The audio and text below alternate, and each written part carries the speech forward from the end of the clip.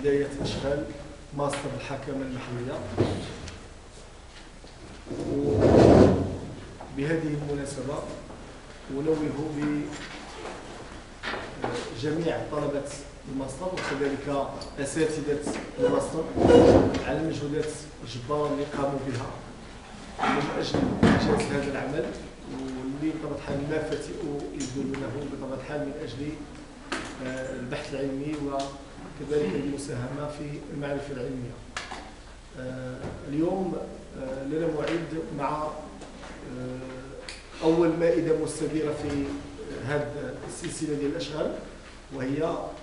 التدبير الاقتصادي للأملاك الجماعية التي سينشطها مجموعة من طلبة الباحثين في ماستر الحكمة المحلية، ثم كذلك مجموعة من الإخوان اللي هما بطبيعة الحال منهم من بلدية سطات، وكذلك من الأستاذ سي عبد الرحمن كتيب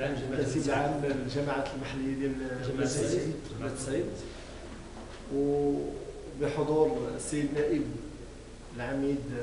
لكلية حقوق سطات الذي بطبيعة الحال يشرفنا بهذه الانطلاقة والذي بطبيعة الحال نشكره دائما على المساندة ديالو بجانبنا وبجانب الماستر.